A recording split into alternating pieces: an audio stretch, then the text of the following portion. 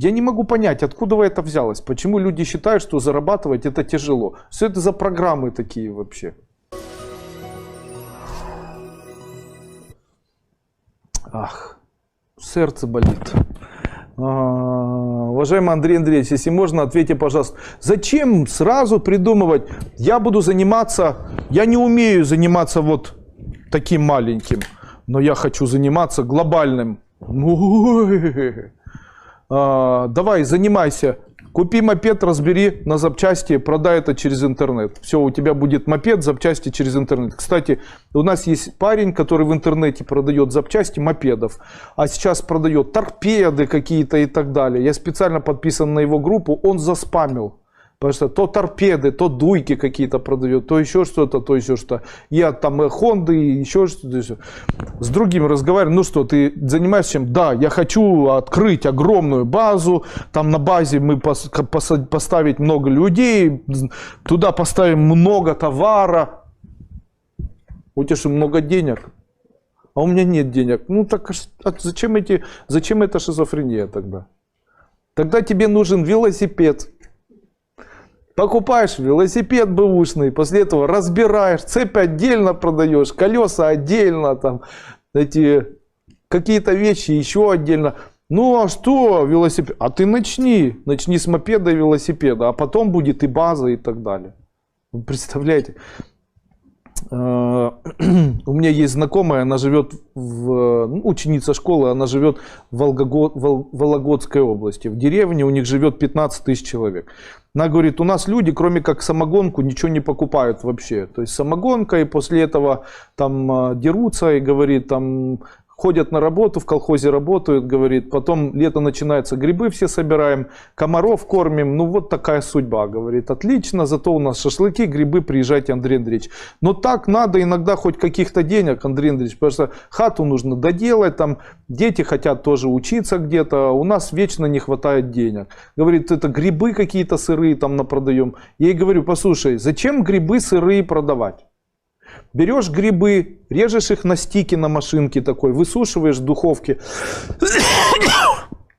запечатываешь в кулек, и после этого в кульке продаешь как сушеные грибы. Они дороже, чем там делаешь закатанные грибы, они могут целый год храниться. Зачем сразу тебе? Но денег хочется же сразу. Я говорю, вы чокнутые. Вы же можете чуть-чуть вложить труда и заработать потом на протяжении года сумасшедшие деньги. Сумасшедшие просто. Ведь вся особенность в том, что и время может помогать человеку зарабатывать деньги. Я ей говорю, она говорит, я склонна к травам, я собираю рябину черноплодную. Я говорю, а что она делает, эта рябина? Как вы ее потом используете? Она у нас сгнивает потом, и мы ее выкидываем. Ха-ха-ха-ха. Я ей говорю, берете полбутылки самогонки, насыпаете еще полбутылки сахара, все остальное заталкиваете черноплодную рябину. Закрываете крышкой, ставите в темное место на 10 суток. Через 10 суток выливаете, и получается самая настоящая рябиновая настойка с очень вкусным вкусом, сладенькая наливочка. Упаковываете в красивую бутылочку, отвозите на рынок или местным людям, предлагаете. Конец. Ни лицензии никакие не нужны, ничего. Что самогонка из-под полы, что рябиновая настойка. Будет какой-то праздник, придут к вам. Год прошел, с женщиной этой общаюсь, она приезжала на морской курс, и говорю, как дела? Она говорит, Андрей Андреевич, спасибо.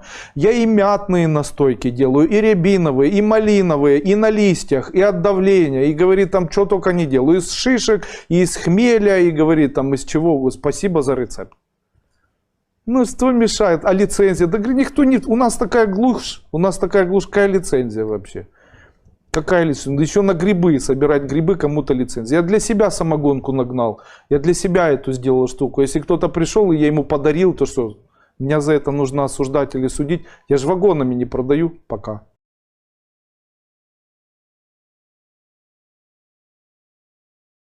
Доктрина бизнеса. Вот так выглядит она. О, я уже могу ходить по офису. Называется «Доктрина бизнеса». Очень хорошая книга, ее очень рекомендую. Товарищи, если вы хотите по-настоящему понимать, что такое бизнес, я рекомендую эту книгу. И по этому поводу такой анекдот. Звучит он так. Однажды два тренера, которые преподают эзотерику бизнеса, или два тренера, которые, это для учеников школы Кайлас, которые закончили 5 ступеней и сейчас преподают мою эзотерику. Я для них хочу за такой анекдот рассказать. Это там для Игоря Оленика, Галины Вовчок, там вот для Иры Малышевой и так далее. Я хочу специально для них рассказать этот анекдот. Однажды два бизнес-тренера или эзотерических тренера, они подошли друг к другу и говорят, как нам научиться, один другому говорит, слушай, как заработать деньги? Что мне нужно для этого делать? Второй говорит, я тебе сейчас расскажу. Он говорит, нет, я рассказать и сам умею. Мне бы как заработать. Я вообще хочу сказать, что зарабатывать деньги – это наука. И зарабатывать деньги нужно уметь. Именно поэтому, если вы собираетесь этим заниматься, я очень рекомендую свою неэзотерическую книгу, которая называется «Доктрина бизнеса». Начните именно с нее. Здесь я объясняю, какая должна быть мотивация.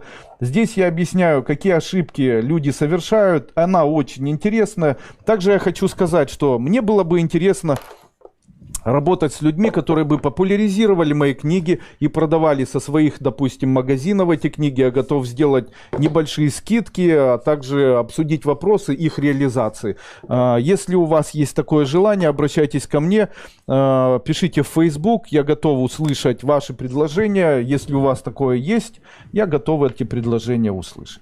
Итак. Почему рушится бизнес? Это глава из моей книги, которая называется Андрей Дуйко «Доктрина бизнеса». Мотивационная книга-бестселлер. Почему рушится бизнес? Вы видели, наверное, таких знаменитых бизнесменов, которые хорошо занимались бизнесом. У них все очень хорошо получалось, а потом в один момент у них все обвалилось. Или такой пример: на очень высокой должности стоял человек, все получалось, и после этого полностью этот бизнес обвалился. И часто никто не может понять, почему это происходит. И семья хорошая, и человек хороший, в чем же проблема? А проблема заключалась в том, что этот человек, скорее всего, изменял своей жене с другой женщиной, и эта женщина изменила мужу. То есть у человека появились беспорядочные половые связи. А какая особенность таких измен? Вот подумайте сами. Женщина легкого поведения, скорее всего, приходит в этот бизнес не от хорошей жизни. Но я не тот психолог, который может оценить ее психоэмоциональное состояние. Это гипотетически. Но она приходит туда, потому что у нее получается зарабатывать. Скорее всего, она пошла на это от какого-то безвыходного положения. Естественно, ни родители, ни близкие, никто не знает, чем она занимается. И можно сказать, что она туда попала из-за безвыходной ситуации, тяжелой жизненной ситуации. Богатый мужчина, когда с ней спит, энергетически принимает ее финансовый уровень, и у него на протяжении нескольких часов происходит сильнейший энергетический, финансовый и денежный обвал. Колоссальный обвал, вы представляете? Если мужчина не подходит женщине, то тогда у женщины начинаются заболевания почек, цистит. У мужчины начинаются заболевания предстательной железы и так далее. Тогда семью эту нужно чуть-чуть пересмотреть, найти общие ценности по отношению друг к другу, и либо искать возможности компромисса, либо искать возможности быстро разбежаться в разные стороны. Естественно, если женщина переспит с очень богатым человеком, то это даст ей возможность выйти на определенный финансовый уровень. У нее появится везение, ей дадут больше денег, у нее появятся богатые поклонники и так далее. Но если мужчина переспит с женщиной, которая очень бедная, это может его очень сильно обвалить в его бизнесе. Недавно ко мне обратилась женщина, дочь одного очень знаменитого человека, который работает рядом с властимущими. Он занимал очень высокую должность в стране, очень красивый мужчина. Она говорит, его увольняют. После этого я задаю вопрос. Скажите, у него были недавно какие-нибудь отношения с девушкой? Она говорит, он у нас умудряется. И вроде никто не знает, а потом вдруг все об этом узнают. Он красивый, умудряется ни одной юбки не пропустить. Естественно, среди этих юбок не только богатые женщины были, а еще и бедные. Вот он и попадал на этих бедных женщин, будучи взрослее, пьянее и дурнее. Естественно, в этом состоянии выбирал, кого попало, не особо утруждаясь пониманием того, что это вообще за человек. И после этого он энергетически очень сильно обвалил свой бизнес.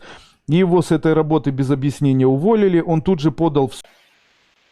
Подскажите мне, пожалуйста, очень много талантов. Не могу выбрать, чем заниматься. В какой области я могу себя реализовать и обрести финансовое благополучие? Очень хочу свою собственную квартиру. Вы не с того начинаете. Человек, который хочет заниматься бизнесом, он должен прочитать мою книгу.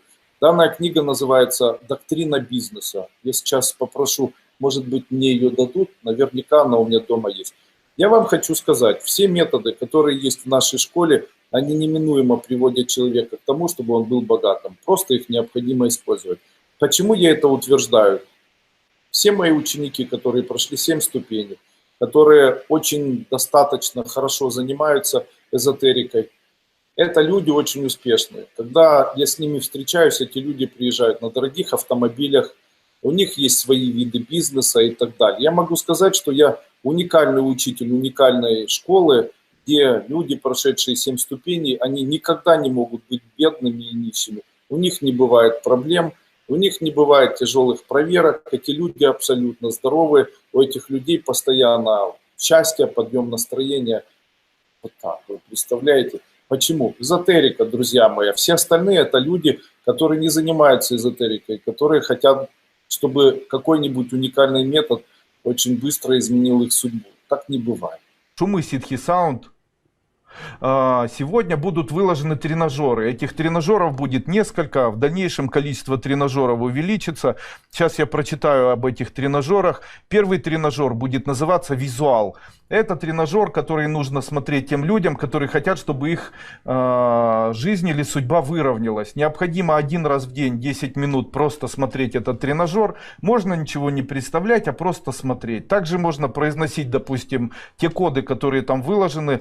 Это очень эффективно действует, выравнивает судьбу, убирает нервные состояния, панические атаки, депрессивные эпизоды, увеличивает материальное благополучие, делает человека более спокойным, везучим. Эффект проверен. Вот просто говорю, что эффект очень хороший.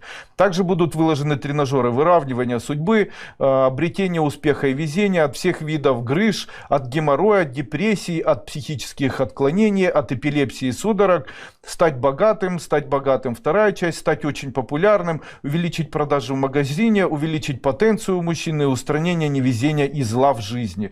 Таким образом, вы сможете просто выделять в день 3 или 5 минут и просто вместо медитации заниматься просто просматриванием и прослушиванием данного тренажера. Там очень быстро мелькают циферки, при этом слушается определенный шум. Эффективность данных тренажеров потрясающе высокая, опробована собой. На следующей неделе я постараюсь, или там через неделю постараюсь добавить еще дополнительные 20 или 30 тренажеров. Прям рекомендую вам. Все проблемы человека связаны с тем, что он принимает обвинения, либо обвиняет сам. Из-за этого все заболевания и все неприятности. А вообще, хотите, я вас научу очень быстро разобраться в себе и быть богатыми людьми. Проблема людей, попавших в неприятную ситуацию, заключается в том, что они ищут, чего у них еще не хватает. Получается, в случае, если человек попал в какую-то тяжелую ситуацию, то он должен прямо взять листочек и выписать, что у меня есть. Итак, у меня есть первое, у меня есть сейчас где переночевать. То есть он должен сделать так, где я буду ночевать. Второе, есть ли у меня близкие, которые дадут мне ночлег, у кого я могу попроситься переночевать. Правильно? Сначала кровь над головой. Третье, как я могу заработать деньги. Четвертое, что у меня для этого есть, чтобы я мог заработать деньги. Представляете, да? Вот вы сейчас оказались в Запорожье, а у вас там никого нет. Что вы будете делать? Итак, первое, вы должны сначала найти себе кровь. Для того, чтобы найти кровь, познакомиться как можно с большим количеством людей. Или найти через интернет знакомых, которые вы сегодня сможете познакомиться и сегодня же сможете там у кого-то попроситься на ночлег на один день. При этом вы уже должны думать, что же вы такое особенное можете делать для того, чтобы научиться. Если вас пустили в кровь и вам дают возможность пожить, ставьте на второе место обучение чему-либо, потому что деньги платят только за то, что человек что-то умеет делать. Люди стараются искать, чего у них нет. А это большая глупость, потому что это естественно. Когда человек упал в лужу какую-нибудь, то он забывает о том, что у него есть ноги и руки, и нужно вставать, но он начинает говорить, у меня нету еще дня, уже вечер, и нету никого, кто бы мне мог помочь, и нету никого, все машины едут, и ни одна сволочь не останавливается, и на улице мороз, и как назло милиция не ходит, чтобы мне помочь, и люди не помогают, сволочи, и еще лежит и кричит, эй, что не можешь мне помочь, не видишь, тут перед тобой человек лежит, забывая о том, что у него есть руки и ноги для того, чтобы встать. Это, наверное, смешная история, согласитесь. Тем не менее, это фактическая история всех людей, которые несчастны. То есть они начинают не думать о том, как все-таки собраться до кучи, сгруппироваться, сосредоточиться на том, что есть, и они вместо этого ищут, забывая о том, что нужно понять, что ты имеешь, начинают искать, чего у них еще не хватает. Наш бизнес – это наш автомобиль. Для любого автомобиля необходим бензин. Бензин – это чувство, которое вырабатывает человек в определенное время. Я могу вам сказать, для того, чтобы ваш бизнес начал процветать, вам нужно создавать в определенное время чувство счастья. Тогда ваш автомобиль начнет двигаться. Чувство счастья создается с 6 часов вечера по 11 часов вечера. Вот если вы умудритесь каждый день с 6 до 11 испытывать состояние счастья и радости, то тогда ваш бизнес, каким бы он ни был, начнет процветать. Вы представляете, да? А что мы делаем с 6 до 11? Заколебало, все, меня уже, я устал, я целый день работал, дети бешеные, хватит им уже орать, давайте уже есть и смотреть телевизор, что там передают, козлы. Так, не посмотреть ли мне, так в жизни херово, посмотрю. Так в жизни плохо, ну мы ж люди Советского Союза, извините. Так в жизни плохо, не посмотреть ли мне фильмы ужасов, знаете. Посмотрю-ка фильмы ужасов, посмотрю, как людей там мучают, растягивают, волосы вырывают, ноги выкручивают. Да, ужас какой! После этого, что-то у меня бизнес не получается. Да ты что? Правда, что ли, не получается? Конечно, это ж Лукашенко, Порошенко, Медведенко, там, я не знаю, Назарбенко, там еще кто-то виноват в этом всем. Естественно, конечно, я с этим согласен. На Бога надейся, но сам не плашай. Поэтому, знаете, даже сейчас, когда в этой стране какой-то там, в нашей, не в вашей, еще в какой-то там ашей, людям плохо, я могу сказать, что людям плохо стало в тот момент, когда они начали кого-либо в чем-либо обвинять. Что они делали, когда они стояли где-то там и, как говорят, прыгали? Они обвиняли кого-то. А что здесь произошло, ребята? Особенность жизни человека заключается в том, что человек должен испытывать с 6 до 11 состояние счастья и радости, а не страдания. И в этот момент он должен никого ни в чем не обвинять. Естественно, сейчас, а вот что не знаю, вот это, вот и здесь вообще никаких условий, и это условия неусловные, и так далее. Это все обвинения, и эти обвинения без конца у человека приводят человеку к тому, что проявляется снова и снова и хуже ситуации, и хуже состояние, и что-то снова происходит, и вот это все разрушает человеку жизнь. Обучать бесплатно нельзя. Почему? Дело в том, что есть принцип одного человека или двоих человек. Смотрите, один занял деньги, другой занял ему деньги. И получается это правило двоих. Один занимает, другой занял. А я ни при чем. У меня есть деньги, и мне все равно. Я живу себе и никого не трогаю. Заметили, да? И один из этих людей приходит ко мне и говорит: Андрей Андреевич, мне очень срочно нужны деньги, можете ли мне помочь? Или у меня заняли деньги, можете ли мне помочь? Скажите, чью из этих сторон людей я должен занять?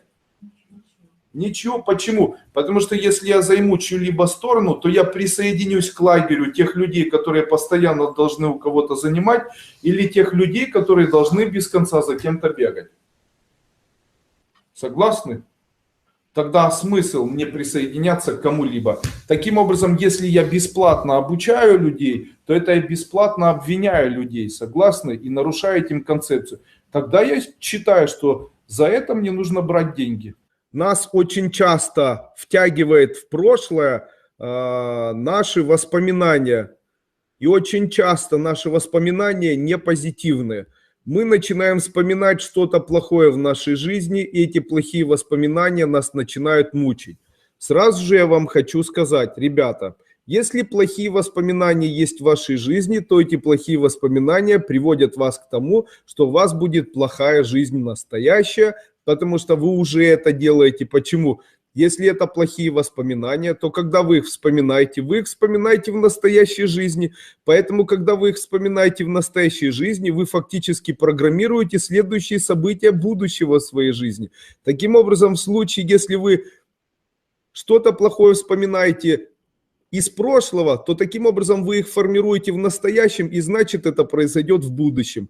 Также я считаю, не стоит смотреть что-то плохое по телевизору. Почему? Ведь вы же это смотрите в настоящем, а если вы это смотрите в настоящем что-то плохое, то тогда вы обязательно начнете это, у вас это произойдет и в будущем. Поэтому мой вам совет. Вспоминайте только хорошее, тогда у вас это хорошее вызовет в следующем моменте что-то хорошее. Смотрите что-то хорошее и заставляйте себя смотреть что-то хорошее. Тогда в будущем произойдет что-то хорошее. Тогда вы говорите мне, я добрый человек. Я обычно говорю, ты обижаешься, обижаюсь. Значит, ты злой человек, а не добрый. Почему? Добрые люди не обижаются. В этом особенность. Добрые люди не обижаются, злые люди обижаются. Поэтому, если человек обижается долго, значит, он очень злой человек. А если обижается недолго, значит, он очень добрый человек. Как научиться? Сразу же стоит такой вопрос. Как же научиться быть добрым человеком? Я могу вас научить. Для того, чтобы научиться быть добрым человеком, нужно научиться восхищаться. А для того, чтобы научиться восхищаться, нужно научиться произносить слово «ура». Это очень удобно делать. Ура происходит так. Просыпаетесь утром и говорите себе следующие слова, как я вас научу делать. Просыпаясь утром, говорите себе, этот день создан Богом специально для меня. Этот день создан Богом специально для меня. И после этого, что бы ни произошло, в голове начинайте говорить ура. Смотрите на того мужчину или женщину, который рядом с вами находится, и говорите ура, рядом со мной этот человек. Ура, у меня такая вкусная еда. Ура, наконец-то я поспала. Ура. Таким образом, в случае, если человек начинает говорить, этот день создан специально для меня, и после этого этот день посвящает тому, что говорит в течение дня ура, то у него жизнь становится совершенно другой. Человек очень часто начинает себя угнетать. Он говорит, надо же, как плохо. Неправильно, нужно говорить ура. И так бывает. Видите, какая разница? Можно говорить, ой, как же это все плохо. А можно сказать, ура, и так со мной бывает. Кстати, я могу вам рассказать, из-за чего появляется ряд таких заболеваний, о которых пишет неправильно Луиза Хей. Итак, заболевание ИШАС. Почему появляется заболевание ИШАС и почему болит у человека поясница и болят вены? А не нужно рвать жилы себе, потому что когда человек рвет жилы и старается работать больше, чем он старается, или больше, чем может на себе, больше, чем может вынести, у него начинает болеть поясница и начинает болеть вены. Жилы рвет себе. Не зря в народе говорят, этот человек не просто работает, он прям жилы рвет себе. Почему болит позвоночник? Потому что его кто-то грызет. Не зря в народе говорят спиногрызы. Вы представляете, для того, чтобы позвоночник не болел, на энергетическом плане нужно представить, будто слева и справа его кто-то грызет, и просто этих людей вот таким образом от себя подталкивать. Вы представляете? Почему болит горб и появляется 7-й шейный позвонок в виде горба? Потому что там кто-то сидит, и вы кого-то носите на себе. То есть кто-то живет за ваш счет, и вам этого человека нужно с себя сбросить. Вы видите, как все банально. Это все на энергетическом плане именно так и проявляется. Вы представляете? Это очень интересно наблюдать за всем этим. Получается, человек вены себе и жилы себе рвет, поясница болит. Спиногрызы грызут позвоночник, позвоночник болит. Кто-то на шее сидит, 7-й шейный позвонок начинает болеть, и там появляется горб. Вот так. Можно ли от этого избавиться? Вы представляете, эзотерически от этого можно избавиться полностью. Уважаемый Андрей Андреевич, прошу, дайте наставления, в какой сфере мне работать, какой бизнес открыть, начать развиваться, или какую нишу мне занять, чтобы зарабатывать достаточно большое количество денег для обеспечения себя и своей семьи. Сам не могу определиться, по какому пути идти и чем заниматься. Вот смотрите, все очень банально просто. Вы умеете что-то делать хорошо, и сразу же вы пишете мне, вот, допустим, человек задает такой вопрос. Первый вопрос, который я ему начинаю задавать: скажите, вы умеете что-то делать хорошо? Человек обычно отвечает: нет. Тогда что нужно научиться сделать? Нужно научиться делать что-то хорошо. То есть что необходимо человеку? Первое, что необходимо — образование. То есть что необходимо делать? Необходимо обучиться чему-то, что-то делать хорошо. Вот почему много артистов. Дело в том, что когда у ребенка в школе появляется свободное время, знаете, школа — это небольшое заблуждение, в которое вводят наших детей. То есть наших детей начинают обучать получению определенных знаний, но при этом максимально стараются ребенку давать эти знания сухо. И у ребенка появляется такая идея, что знание это не жизнь, что это просто определенная задача, которая ставится родителям, обществом, чтобы у него эти знания появились. Именно поэтому я считаю, что в логической, как бы завершенной такой идее обучения ребенка необходимо применение и объяснение фактического применения тех знаний, которые он получает в настоящем дне. То есть ребенок, как говорил Макаренко в свое время, после того, когда... В чем особенность была макаринского образовательного процесса? Оно заключалось в том, чтобы максимально подготовить обычного человека или молодого человека к тому, чтобы он был максимально адаптирован к выживанию и к той среде, в которой он проживает. В этом заключалась сама идея Макаренко. Почему? Потому что вот такое разобщение, получение информации ученика, который обучается в средней школе, приводит к тому, что он к знаниям, которые он получает, относится как будто к чему-то индивидуально полученному, не понимая, что это является частью жизни и что это на самом деле можно очень широко применять в своей жизни. Именно поэтому, когда появляется хобби, которое, если честно назвать, является тоже знаниями, и ребенок начинает обучаться, ну то бишь там пению, там, цирковому искусству, игре на баяне, фортепиано, на трубе, там, я знаю, там, на музыкальных инструментах, то у него это начинает получаться, так как он над этим работает и над этим трудится. А теперь гипотетически представьте, раньше этим занимались, кстати, дома пионеров, что есть еще кружок такой, где ребенка обучают печь хлеб, где ребенка обучают делать скульптуры из железа, там, использовать там, гибочные наковальни, использовать там, арматуры какие-нибудь и при этом сваривать это все между собой, делать это красиво. И у ребенка со временем появляется умение это делать, потому что сразу же появляются те, кто отсеивается в момент того, когда они начинают петь, отсеиваются в момент того, когда они начнут там готовить пищу, в момент того, когда они начнут там играть на чем-либо и так далее.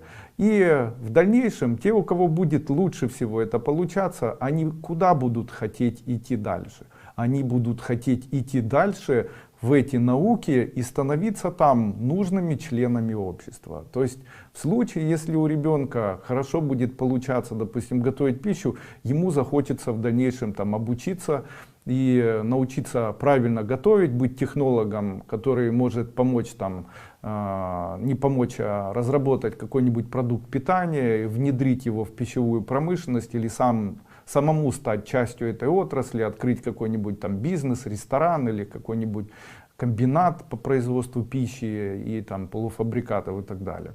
Ну и так, в общем-то, во всем. Просто вот к чему я это все говорю. Вот смотрите, глядя на вас, Кирилл, сейчас я посмотрю, какой у вас тут возраст. Глядя на вас, Кирилл, я могу сказать вам, что у вас вообще жизнь, она только начинающаяся. Ну и от себя хотел бы сказать, что мы уже на территории наших стран не можем конкурировать, допустим, с иностранными компаниями, такими как китайские конгломераты, какие-то еще конгломераты, которые пытаются продавать то, что они производят у себя, потому что они делают это и быстрее, и внедряют это быстрее в жизнь и так далее. И здесь необходимо сразу понимать тогда, в чем можно быть человеком, который может состояться. Я могу сказать вам, такие специальности, как, допустим, электросварщик, или такие специальности, как токарь и так далее, они сейчас очень популярны, не популярны, а очень востребованы. Просто никто не хочет работать. Но такие специальности, которые, они редкие сейчас становятся, потому что они необходимы, а людей, которые хотели бы обучаться на такие специальности, все меньше и меньше. Поэтому они сейчас очень востребуемы. А какие специальности сейчас прямо нужны и нуждаются? Сейчас любой маркетинг, который подразумевает продажу товара любого в социальных сетях, это и создание лендинга, это создание тоннеля продаж, это правильная работа с страницей в Instagram, правильная работа и продвижение своего блога в YouTube, и правильная работа в Фейсбуке, правильная организация продвижения сайта. Это фактически является на сегодняшний день делопроизводством. И все, что связано с этим, на сегодняшний день является просто необходимым элементом для того, чтобы у человека появлялась в дальнейшем возможность быть тем человеком, кто может не только создать, а продать. То есть купить можно в Китае или там сделать что-то можно руками, а вот как продать. И вот как продавать, этому необходимо сейчас обучаться. Ну и все, что связано с этим. Привоз — это логистика. Существует транспортная логистика, складская логистика, международная логистика. Это перевозка грузов, хранение — это, допустим, это логистика складская. Далее растаможка — это брокерская деятельность. Знание языка — это сейчас как бы само под собой подразумевает. Дальше инфобизнес — это то, что подразумевает и ведение блога, и запись видеоклипа о своем товаре, умение вести себя перед экраном или перед камерой, монитором. Ну и умение создавать. То есть человек вас увидел, после этого он хочет как-то зайти на ваш сайт. И с этим человеком необходимо коммуницировать, то есть необходимо между ним объединиться с помощью там социальных сетей. Необходимо потом свой сайт как-то продвигать или знать, как это все работает. Поэтому необходимо понимать, что такое там SEO-оптимизация сайта, там, как и с помощью каких программ создавать эти ядра и так далее. К чему я это все говорю? Этому всему на сегодняшний день можно обучаться. Это на сегодняшний день является той классической системой, которую необходимо внедрять в общие циклы обучения ребенка с самого раннего возраста. Да, я не противник изучения музыкальной грамоте. Да, я не противник того, чтобы ребенок изучал английский язык и математику. Я поклонник точных наук, математики, физики, биологии, физиологии, медицины, химии. Но я хочу вам сказать, что сегодня есть определенные направления, которые превалируют над всеми и которые захватывают свой рынок и которые, скорее всего, в дальнейшем будут более востребованы и более необходимыми. Это рынок информационный. Необходимо понимать, что расширение информационного рынка на сегодняшний день имеет колоссальный рост. Еще в 1991 году мы не видели особо ноутбуков, а первые компьютера, они были темно-серого цвета, там какие-либо экраны были огромные, и там в них вставлялись дискетки. На сегодняшний день один сотовый телефон, допустим, какой-либо сотовый телефон имеет столько же функций, как, допустим, все компьютеры, которые можно было собрать в 1991 году, допустим, там в Курской области. И они все объединены в одном телефоне.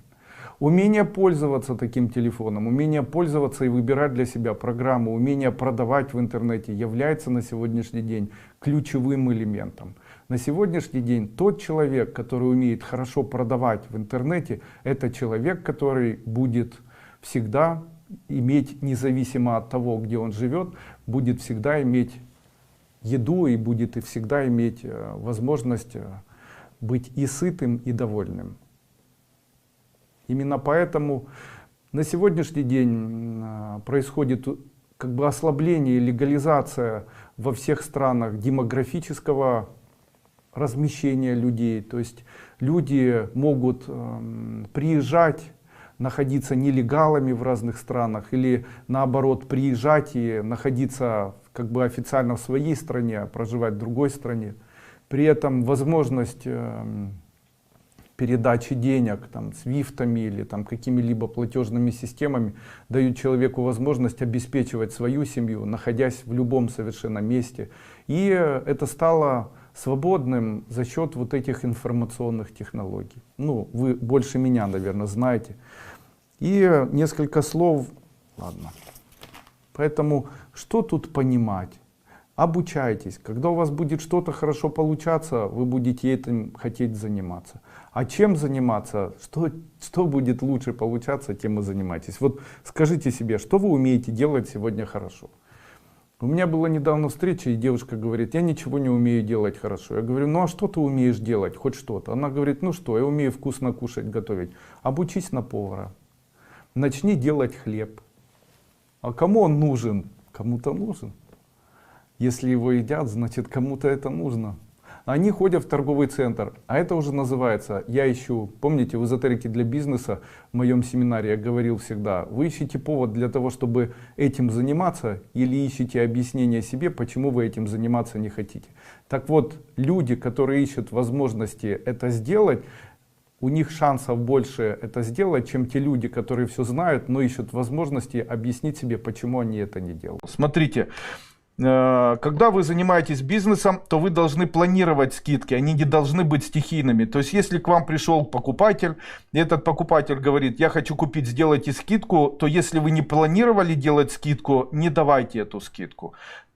В случае, если вы собираетесь планировать скидку, а в каком еще случае это может быть? Ну, ни в каком. Поэтому не делайте скидки просто так, делайте их запланированными. Второе. В гости, когда вам захочется, только сами скажите. Очень ждем, Ирина и Берна. Ой, очень приятно. Третий год кровят десна, что можно, что только не пробовали. Вылечить десна очень несложно. Нужно набирать полный рот оливкового масла и после этого его очень долго полоскать. Когда вы пополоскали оливковым маслом рот, выплевываете, возьмите скребок с острым предметом, только не нож, можно колпачок от какого-нибудь флакончика, им вышкрябываете свой язык, чтобы белый налет, который там образовывается, счищать. И так делайте каждый день 2, а то и 3 раза, и у вас не будут кровоточить десна. Также в случае, если кровоточат десна, это первые признаки того, что у человека есть заболевание диабет. Если первая ступень получена в подарок, то посвящение можно? Возможно.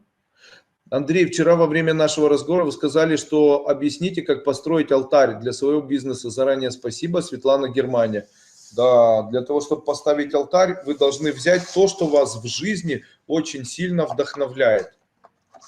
Что вас в жизни в настоящей очень сильно вдохновляет. И сделать из этого либо фотографию, либо положить. То есть у вас на алтаре должно быть, алтарь это блюдце. На нем у вас должна быть фотография своего бизнеса, допустим, там офис или там вход в магазин. Также рядом должно быть то, что вас очень вдохновляет в жизни. Ваши дети или ваша фотография, или ваши какие-то метацели, то, что вас может мотивировать. Каждое утро, когда вы просыпаетесь, вы делаете несколько поклонов перед вот таким алтарем. И на этом алтаре зажигаете ароматическую палочку, желательно белого цвета, или же ароматическую палочку. Существует ли магия ниток? Да, магия ниток существует. Если у вас есть какая-нибудь проблема, можно навязать ниток на большую веревку и сидеть каждый день и говорить там: подписать договор, развязывать узел. Снова подписать договор, развязали узел. Подписать договор, развязали узел. Подписать договор, развязали. Дальше, как забеременеть? Берете веревку и говорите: скоро я забеременею. Первый узел завязали, скоро я забеременею. Второй, скоро я забеременею. Третий. И так, чем больше узлов, тем лучше. Главное, чтобы узел на узел не завязывался. После этого кладете, если вы женщина, себе в ноги, если вы мужчина, в голову. Все, после этого обязательно быстро забеременеть. Итак, Андрей Андреевич, можно ли как-то помочь сердцу? Можно. Каким образом можно помочь сердцу? Если у вас болят артрит, болят суставы, двигаются камни в почках, то можно взять и одеть на мизинчик левой ноги металлическое колечко. Вы представляете, на мизинчик левой руки, вот камень начал идти где-нибудь в вашем теле. Если на левую руку одеть металлическое колечко, то тогда это металлическое колечко сразу же остановит камень, он станет на место. И в дальнейшем, если его носить, оно не должно плотно облегать. Просто вот от ключей можно 2 проволочки вот таких одеть на мизинчик. После этого почки восстанавливают свою деятельность, пропадают воспаления суставов, а также исчезают заболевания исчезает заболевание двигающиеся камни при мочекаменной болезни. Очень быстро причем. Ой, как болит. Одели, через 30 секунд уже не болит. И после этого вот носите, и если носить длительное время, хотя бы 1-2 месяца, то потом можно навсегда забыть о том, что у вас когда-либо камни были вообще в почках. Скажите, интересно то, что я говорю? Растворяться. У меня была такая история. У меня была знакомая говорит, у меня было очень много поклонников. Ну, в месяц было где-то 100 поклонников. Больше даже. Было такое, что в день по 3 поклонника новых. Говорит, где не иду, мужчины аж выпадают из машины. То есть после этого и девушка, дайте номер, и девушка, давайте я вам помогу. И были еще и покровители. Там у нее от первого брака дочь была, и покровители в школу возят, и квартиру ей оплачивают, и телефоны покупают, и там на руках носят, каждый день в ресторан зовут, и говорит, я жила так, как будто этот мир меня в лоб поцеловал. Говорит, такое большое количество поклонников, ну, это невозможно. А потом, говорит, переехала в новую квартиру, и когда в новую квартиру переехала, она живет в Черногории, когда в новую квартиру переехала, то через неделю все поклонники исчезли. Вот их было там 100 человек, и все исчезли. На улице появилось такое ощущение, как будто на меня перестали обращать внимание. Говорит, ну что же это такое? Может, какая-то порча там или какое-нибудь эзотерическое влияние? Андрей Андреевич, что вообще такое произошло? Я говорю ей, ну я буду в Черногории и хотел бы посмотреть на вашу квартиру. Она моя родственница. После этого приехал в Черногорию и посмотрел в ее квартире на ее квартиру. И оказалось, что в ее квартире, по всей квартире расставлено огромное количество маленьких зеркал. И она где ни ходит, всюду смотрит в зеркало. Вы представляете, туда посмотрела, туда. Спальня, в спальне большое зеркало. Она просыпается, смотрит в одно зеркало. У вас в спальне стоит зеркало, знайте, если вы не замужем, замуж не выйдете. Дальше, у вас стоит много зеркал, и вы в них все время смотрите. Так вот, сколько вы раз посмотрите в зеркало, столько вас люди не увидят. Представляете? Поэтому те женщины, которые очень часто любят смотреть в зеркало, то у них появляется отсутствие кавалеров. Вы представляете, они перестают на них смотреть. Поэтому старайтесь, если вы женщина, старайтесь, можно смотреть долго, но не часто. Потому что часто это значит потерять возможность, чтобы вас видели. Если вы будете каждый день часто смотреться в зеркало, то это может привести к тому, что вас на улице будет наезжать на вас автомобиль, или будет там что-то такое происходить, где люди просто не будут вас замечать. В метро будут толкаться, там, на вокзале не будут видеть, будут становиться перед вами. То есть это все проблема. Зеркала воруют у человека личность. Тем самым, когда человек смотрит в зеркала, в дальнейшем он становится невидимым для окружающих людей. А если женщина смотрит и говорит, ой, такая красивая, какие губы, как мне все нравится, конец. Все, теперь вас будут не видеть по принципу, где вы нравитесь. То есть так бы сказали, о, какие губы, все, ваши губы не видят, потому что вы сделали в зеркало, какие губы, все, их никто не видит. Можете, как можно это сделать, чтобы отец и там приемный сын или приемная дочка начали хорошо относиться. Вот что можно сделать. Можно нагревать молоко и брать молоко и кофе, допустим, или молоко и чай. И говорите, молоко это мой ребенок, как нагревается молоко, так он обожает своего отца приемного. А как нагревается чай, чай это мой муж, как нагревается чай, так он начинает любить, и после этого в одну чашку сливаете. Даете это выпить и мужчине, и этому ребенку. Когда выпьют, на неделю начнут хорошо друг к другу относиться. Это называется прием, когда вы сварили зелье волшебное и напоили одного и другого. Клиентов для тех людей, которым принадлежит помещение, допустим. Хочу вам сказать, вы риэлтор, приходите в помещение, которое вам нужно продать, и после этого начинаете весело танцевать, ходя по кругу. Вот так, ха-ха-ха, и начинаете по кругу танцевать. Вот чем быстрее вы будете танцевать, тем больше клиентов будет приходить в ваше это помещение. Вы представляете, это называется раскрутить свой бизнес. Допустим, видели, как танцуют сиртаки? Допустим, мне для того, чтобы сегодня раскрутить свой бизнес, чтобы он начал приносить плоды, достаточно взять Соню за руки, Сашу пригласить, там, Женю, работников офиса, и после этого начать с ними танцевать сертаку, держась за плечи, очень быстро ходя по кругу против часовой стрелки. Но этот танец посвятить дальнейшему процветанию офиса. 100% в дальнейшем этот офис начнет больше торговать. Когда вы открываете магазин, покружитесь в этом магазине долгое время, тогда привлечете в этот магазин много клиентов. А вы что делаете? Ответ: ничего. Итак, для того, чтобы выиграть в суд и сделать так, чтобы за вами осталось это все, необходимо делать на вдохе слово произносить бутая, а на выдохе тию-ю. Делать это 108 раз утром и вечером. Данные системы больше всего боятся зеленого света или зеленого цвета. Поэтому, если человек хочет, вот у меня не получается зарабатывать деньги, носи зеленые носки. Я говорю это серьезно, носи зеленые носки. У меня не получается влюбиться, носи зеленую майку. У меня не получается, у меня позвоночник болит, одень зеленую нитку на поясницу. Руки болят, одень зеленую нитку на запястье, одень зеленые нитки на запястье, на шею, на поясницу и на ноги. Сверху одень зеленые носки, зеленую футболку. Носи, ходи в зеленом свете, а также делай так, чтобы облучаться в зеленом свете. Я вам говорю, это решение очень быстро приводит человека к тому, что он в жизни решает все свои вопросы. То есть становится богаче, появляется материальное благополучие и так далее. Что увеличивает мужскую силу мужчины, а также силу ума и так далее. Мужчине нужно носить золото, причем чем больше, тем лучше.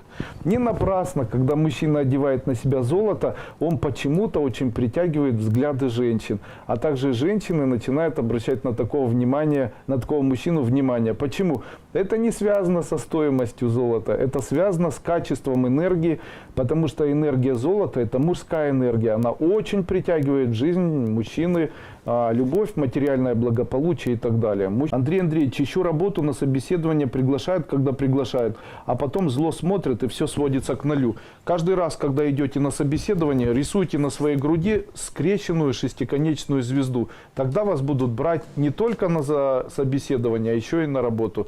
Существует еще мантра, а не заклинание. Существует мантра такая, она звучит так. Ом дуалет дуалет дзунди соха, да? Ом дуалет дуалет дзунди соха. Если ее читать и представлять то, что я рассказываю на первой ступени, то будет всегда много работы. Подскажите, пожалуйста, как эзотерически прогнать мелких желтых муравьев из дома? Необходимо взять муравья в левую руку. После этого нужно представить, будто этот муравей светится у вас в руке ярко-ярко сияющим желтеньким или беленьким светом. После этого нужно взять и вот так представить, будто вы тянете воздух и представляете, будто вот этот свет попадает вам в рот. После этого смешиваете этот свет со слюной и глотаете. После этого отпускаете муравья, на протяжении нескольких дней он соберет всех муравьев и уведет. Так, для того, чтобы быстро привлечь клиентов в свой бизнес, представляйте, будто у вас на голове шар в полумесяце, и на вдохе и на выдохе произносите слог «хав». Скажите, как защитить свое торговое место от людей, которые льют под торговое место? Спасибо, ученица первой ступени.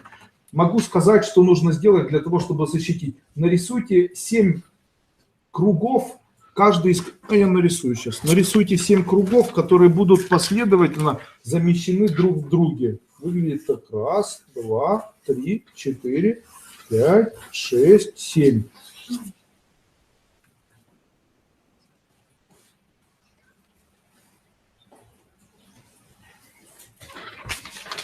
Нарисуйте вот такой вот символ. Я его сейчас... Нарисуйте вот такой вот символ. Это 7 кругов, а в середине 2 запятых. Одна из них поднимается вверх, а другая вниз. Если разместить это даже за прилавком, то любое воздействие, которое может на вас происходить, будет возвращаться к тем людям, которые это делают. То есть люди будут сами себя воспитывать. Получается, вам льют, в итоге у них не получается. Это 7 кругов, которые друг в друге, и в середине 7-го круга, в середине 1 капля вверх, 1 капля вниз. Таким образом, 1 капля – это движение сатвической энергии, 1 ваджарной, 7 кругов – это отражатели. Почему цифра 7? Какие могут цифры улучшить материальное состояние человека? Это 4 четверки в квадрате.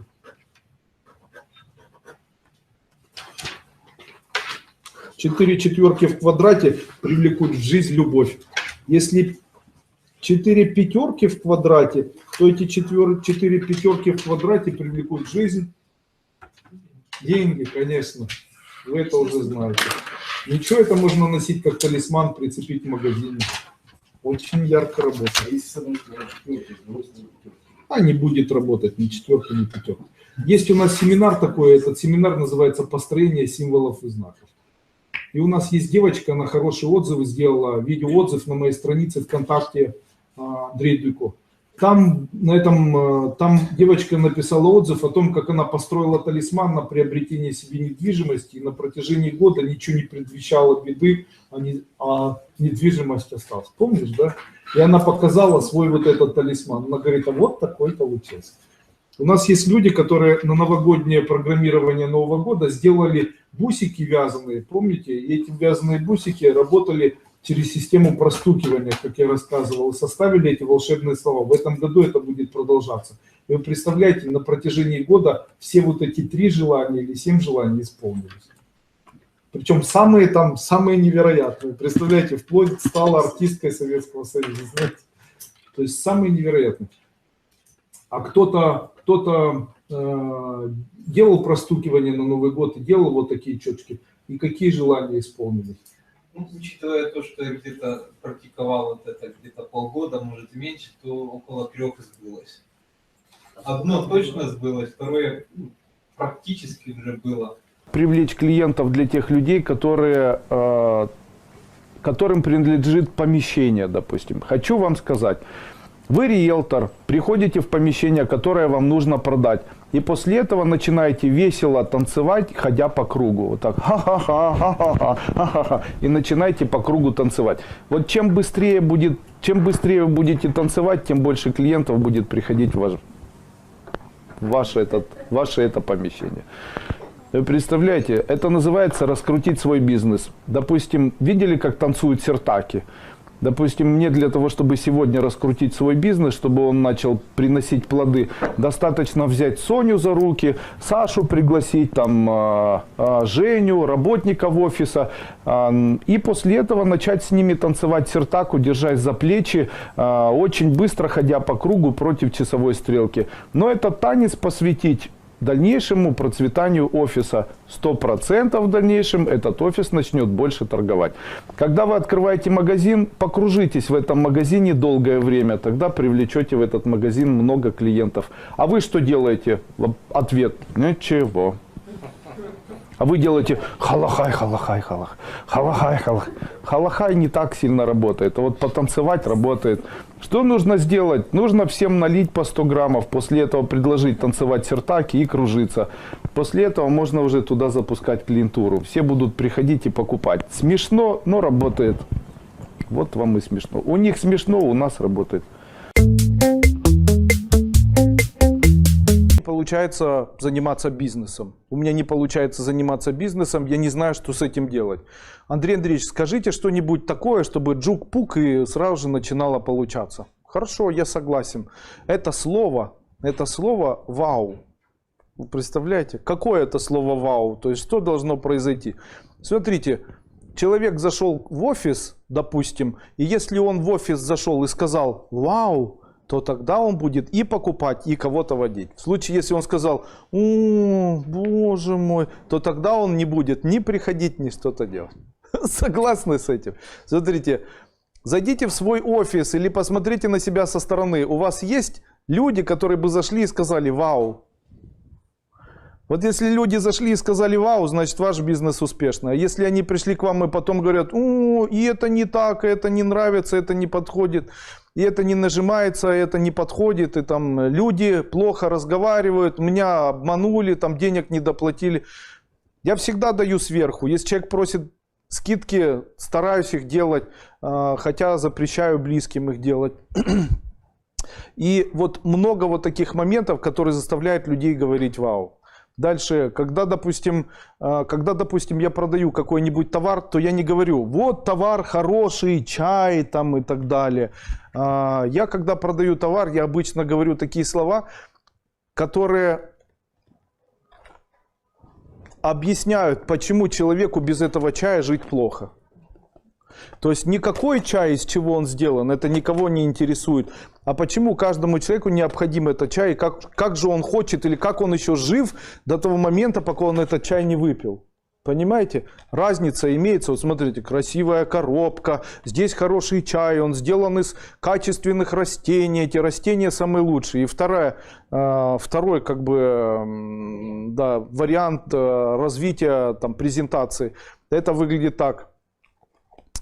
В этом мире очень много сейчас пыли, а также целую зиму ездили машины. Люди начали, когда растаял снег, то солнце начало на дороге светить, и все выхлопные газы, которые лежали на земле, они начали испаряться. И люди, которые целый день работают в офисах, начали постоянно заглатывать эти газы. У них начали появляться головные боли, подниматься давление, аллергии начали происходить. Они начали отравляться токсическими элементами, и выхода из этого нет. Но чай такой, он может спасти человека от того, чтобы, принимая такой чай, можно убрать у человека там засоренность радионуклидами, тяжелыми компонентами. Это должно стоять у каждого на столе. Скажите, разница есть? В одном случае говорю, здесь трава, она самая лучшая. А в другом случае я вообще о травах ничего не говорил, а говорил о том, как человеку это необходимо. Вы понимаете, в чем фишка, наверное, продажи? Вот разница имеется. Скажите, это интересно? А еще, вы когда-нибудь слышали слово маркетинг? Маркетинг. Так вот, когда люди начинают заниматься бизнесом, они должны знать, что в маркетинге сейчас существуют другие совершенно концепции. Итак, первые концепции маркетинга, они заключаются вот в чем. Если в вашем бизнесе есть эмоция, особенно эмоция хорошая, вау, вот это да, круто, красиво, интересно, необычно, тогда ваш бизнес будет процветать. Если у вас работает работник, который просто отпустил в кулек и после этого там нахамил, то после этого к вам, скорее всего, обратно не приедут. Представляете? На этом можете заканчивать. Если вы долго считали сдачу человеку, долго отвечали на телефон, хамили в случае, если человек приезжал к вам там зачем-то, он там должен был находиться, ждать и так далее, то второй раз этот человек к вам обращаться уже не захочет. Почему? Вау-эффект. Он либо на 100% заставляет человека покупать, либо на 100% от вас человека убирает. Конечно же, женщина обратилась, у меня магазин не торгует. Я говорю, когда ты смотришь на магазин, у тебя есть вау? Она говорит, нету. А когда заходишь, смотришь на девочек, которые там, у тебя есть ощущение такое, ты, ух ты ж, какие молодцы, нету. А когда одежду ты свою видишь, у тебя есть ощущение, будто, ух ты ж, как красиво. Она говорит, нету. Я ей говорю, закрывай. Почему? Ты тонешь, все, здесь нечего даже ковырять. Ты тонешь, на самом деле ты тонешь. Тогда что не хватает человеку? Человеку не хватает возможности управлять этими людьми. А что такое заниматься бизнесом? Или кто такой настоящий руководитель?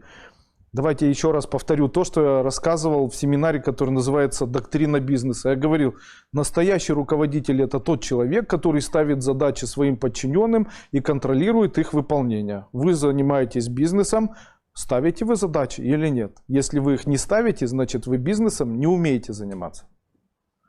Должен ли бизнесмен сам трудиться? Не обязательно. Сам он трудится не для тех, кто работает рядом, а просто из-за того, что он хочет или не хочет этим заниматься. Ему хочется или нет. А единственная задача – это вот ежедневник или еженедельник, в котором пишутся задачи для других людей, после этого контролируется их выполнение. Всегда нужно понимать, что если вы руководитель компании, то вы обязательно должны вкладывать в себя.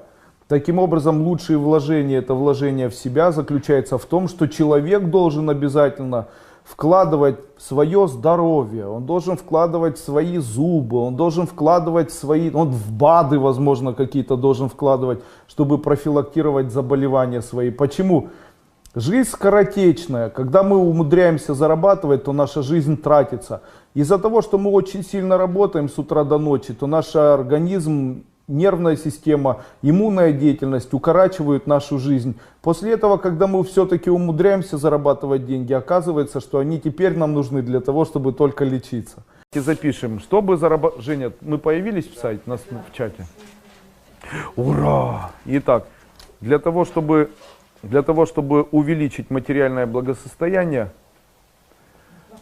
вырастить бизнес, нужна почва. Поэтому вокруг себя ставите 4 колышка или ставите огород, обводите вот так вот вокруг себя, делаете такой огородик. И представляете, что вы твердо стоите на почве.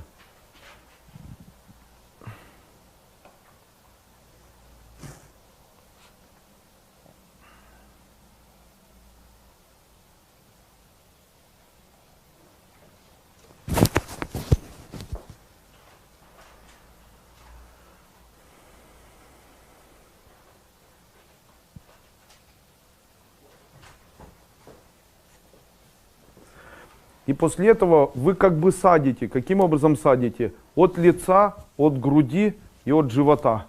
Поняли? Смотрите. От лица, то есть вы будете делать так. На вдохе произносите и на выдохе, допустим, шрим.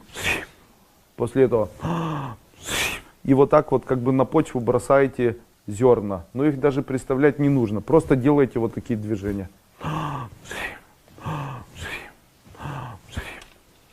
После этого от груди. После этого от живота. Итак, какие звуки? Давайте запишем. Первый слог. Нам, шрим.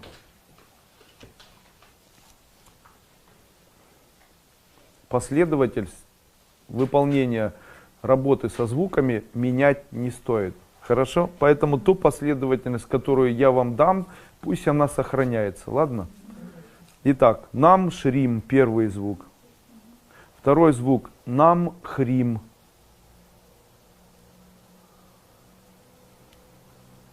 Нам, хрим. Слышали название Шри-Ланка? Богатая земля. Хри это значит плодовитая при этом. Понятно? Смотрите, Шри богатая, Хри плодовитая. Итак, нам шрим. Дальше нам хрим.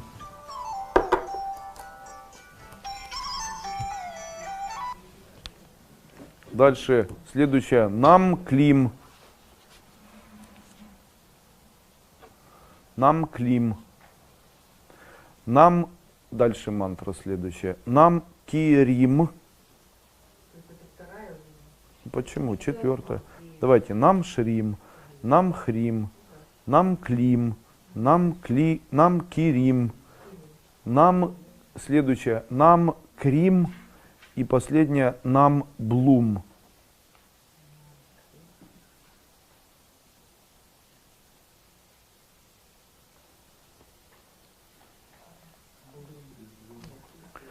Нам шрим, нам хрим, нам клим, нам кирим, нам крим, нам блум. Нам Кирим, а потом какая? Нам кирим, нам крим, как Крым, только с буквой И. Крим и нам блум. Таким образом, все, что может принести гипотетически в человеческую жизнь материальное благополучие, в каком виде? Без вариантов, во всех проявлениях. Этих проявлений 5. Раз, два, три, 4, 5, 6. 6, да? Раз, два, три, 4, 5, 6.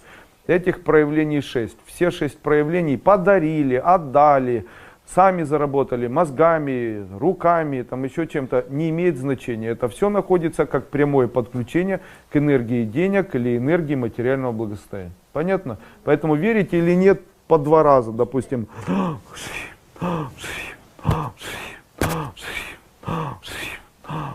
Перешли ко второму.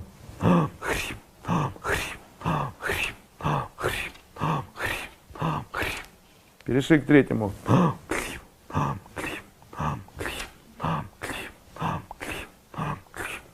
К следующему. Нам кирим, после этого нам блум. Понятно? И после этого в конце вдох-выдох и отдохнули, чтобы голова не кружилась. А если делать это больше? Если делать это больше и дольше, тогда количество увеличивается соответственно. То есть если вы будете сидеть,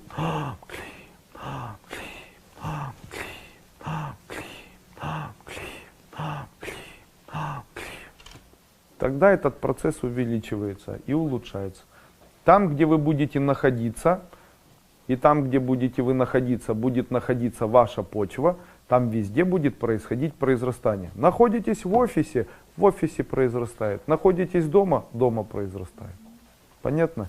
Как правильно это увидеть? Если у вас настроено все правильно, и у вас энергия, которая дает возможность расти много, то есть саттвическая, то у вас может появляться, распускаются цветы, где вы находитесь, понимаете? Распускаются цветы, появляются плоды, там появляется еще что-то, кошки рожаются там и так далее. Это точно.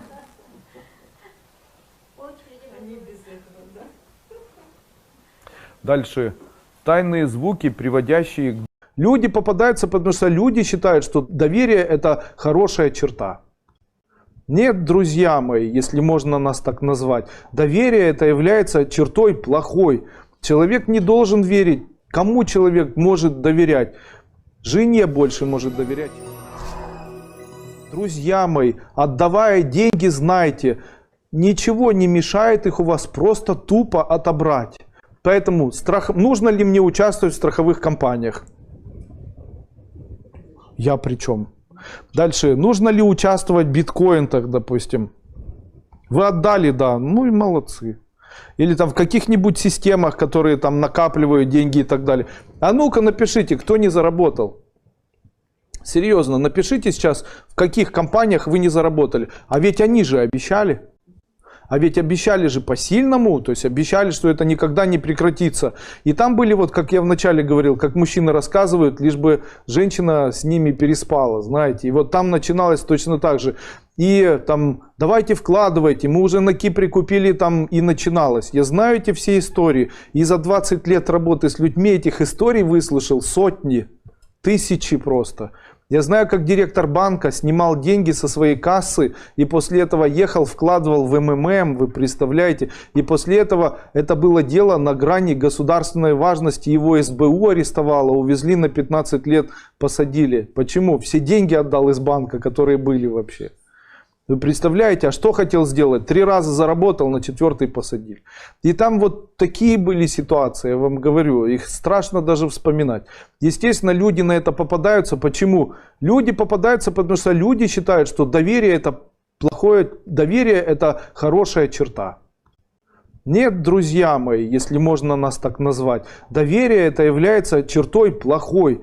Человек не должен верить. Кому человек может доверять? Жене больше может доверять, чем даже себе. Почему? Потому что утром говоришь, приду вечером, не наемся, и после этого вечером приходишь и, как всегда, наедаешься. У человека есть гормоны, неприятности, несчастные случаи, еще что-то. И после этого кто-то говорит, ты не хочешь работать?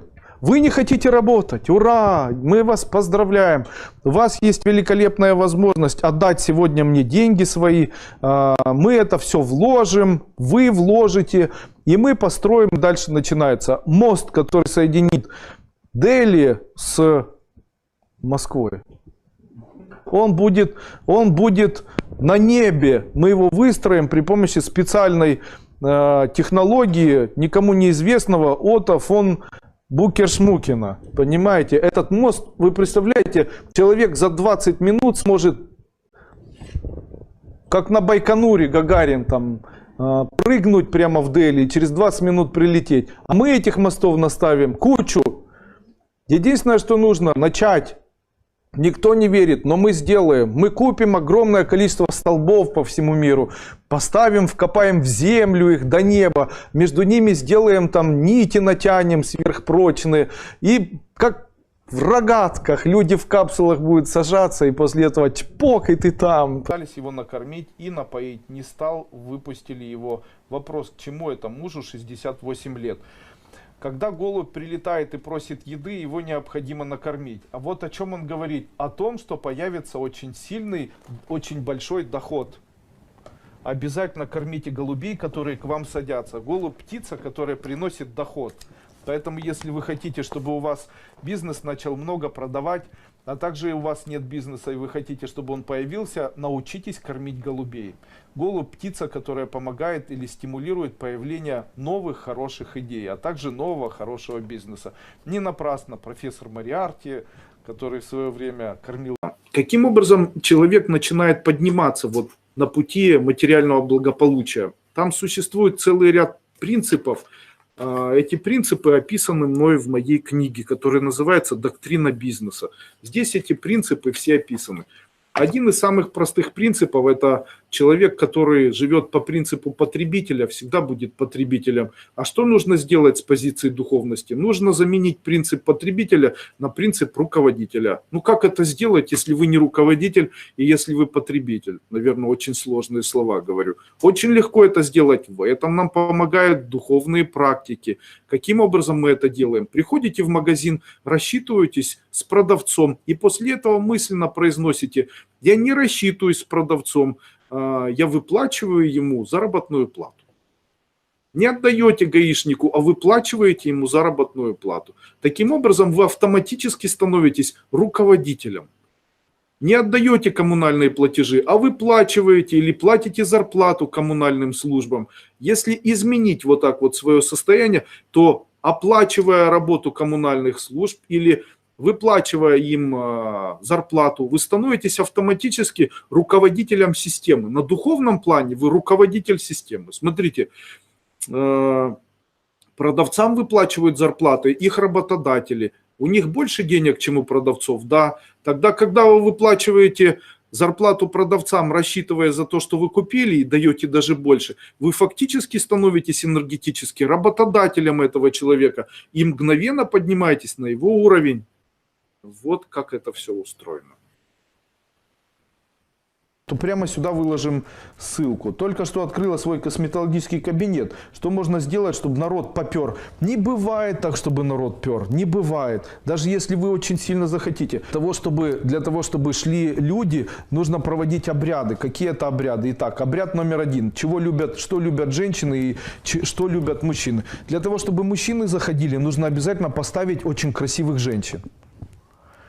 Если поставить красивых женщин, а еще чтобы было декольте, а еще чтобы они в обтянутых платьях были с красивым маникюром и там красивыми губами, с красивыми волосами, все, будут мужчины идти и падать. Если в продуктовом супермаркете поставить красивую ухоженную женщину, то все мужчины будут ездить только к ней, как королева бензоколонки, помните? А в случае, если женщины... Нет, если поставить красивых мужчин, ничего не получится, не пойдут. А вот если там поставить все... Если там поставить мигающие лампочки, если там поставить много блестящих зеркалов или зеркалец каких-то, если блики какие-то будут создаваться, если все будет разноцветным, если много цвета, если какие-то елочные игрушки, шарики, и все это динамично шевелится, все, они все будут к вам заходить. Девочки, как мотыльки, сбегаются на все красивое. Поэтому, если ваш магазин черный, и вы хотите, чтобы туда женщины заходили, вы ухудшаете свое состояние. Надо что-то блестящее. Прямо что-то блестящее должно было быть. У меня есть знакомый, который говорит: мой магазин не торгует. Я говорю: какие у тебя платья повешены? Он говорит: у меня платья только 2 можно вывесить. Я говорю: покупаешь платья из маленьких бисеринок золотых и маленьких бисеринок золотых с оттенком. И после этого он сделал такие 2 платья и сзади все сделал, чтобы блестело. И он говорит: Андрей Андреевич, фантастика, фантастика. Я говорю: а что такое? Он говорит: женщины начали заходить, раньше вообще не заходили. Сделайте так, чтобы было где-нибудь много каких-то очень красивых изображений, маленьких бабочек, сверчков, каких-то блестящих латунных, может быть там какие-то бисером вышитое. Делайте так, чтобы что-то блестело, переливалось, и это было. Когда человек идет, женщина идет, она должна это увидеть. Если она увидит, 100% после этого заходит. Я вам говорю, женщины летят на блеск и свет. Все. Это подкупается. Я когда-то был очень молодым и рано это очень понял. И у меня моя любимая рубашка была, эта рубашка, которая блестела на мне. То есть я ее одевал, она там синим блестела, золотистым блестела. А когда включалась дискотека и музыка играла, то оно светилось прямо вот так. И все, конец. После этого женщины ни на что не смотрели. Они как очарованные смотрели только на рубашку. Все. Это было хорошо. Если вы говорили, чтобы мальчик подмел для привлечения клиентов, да, не подмел. Мальчик не должен подметать, он должен прийти и посевать. То есть для того, чтобы мальчик-девственник должен прийти утром до открытия и посеять, тогда клиенты будут идти. Также перед началом, перед открытием вы должны подойти и сказать «Ля филя даус рахамди рахима салям алейкум» 7 раз. После этого открытия у вас будет целый день хорошая торговля. Проходите семинар, он называется «Эзотерика для бизнеса». Там около 100 всевозможных обрядов. Они все действительно работают.